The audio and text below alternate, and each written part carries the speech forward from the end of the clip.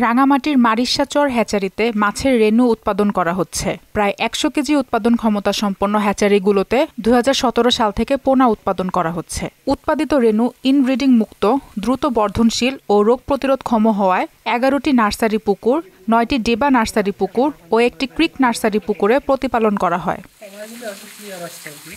উৎপাদিত পোনাগুলোকে কাপ্তাই হ্রদে অবমুক্ত করা হয়। ১ কেজি রেণু থেকে ১ লাখ থেকে ১,৪০,০০০ পোনা উৎপাদিত হয়ে থাকে।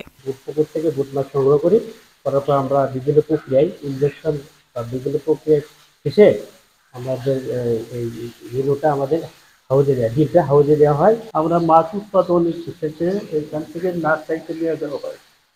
নার্সারিতে করার পরে ১ বছর রাখার পরে মাছটা যখন সাইজে এসে যায় তখন আমরা লেখা আপেল লিখে অমুক্ত করি। বিএফডিসি কর্মকর্তা জানান, হালদা নদী ও কাপ্তাই হ্রদে রুই, কাতল ও মৃগেলের ব্রুড মাছ রয়েছে। মাছগুলোকে প্রজাতি ও লিঙ্গভেদে বিভিন্ন রেস্ট হাউসে ৬ থেকে ৮ ঘন্টা রেস্ট দেওয়া হয়। হালদা নদী এবং কাপ্তাই হ্রদের মাছ আছে। আমরা এই মাছগুলোকে হ্যাচারিতে এনে আমরা সংযুক্ত প্রজনন প্রক্রিয়ায় আমাদের হ্যাচিংয়ের কাজগুলো সম্পন্ন করে থাকি। এখানে ১০০ কেজি আমরা করতে পারি না, আমাদের পুকুর স্বল্পতার কারণে। পর্যাপ্ত পুকুর পেলে আমরা ওইটাও কাভার করতে পারবো। রাঙামাটি বিএফডিসি ম্যানেজার বলছেন, হ্যাচারিতে উৎপাদিত রেণুর পরিমাণ বাড়াতে নতুন পুকুর ব্যবস্থার উপর জোর দেওয়া হচ্ছে।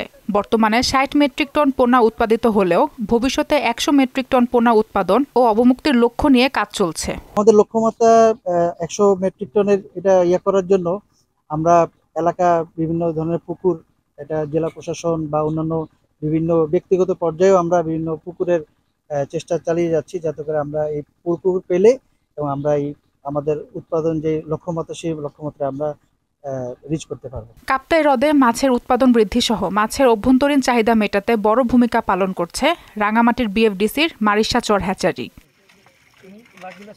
সিফাত রহমান, জেসি, মোহনা সংবাদ।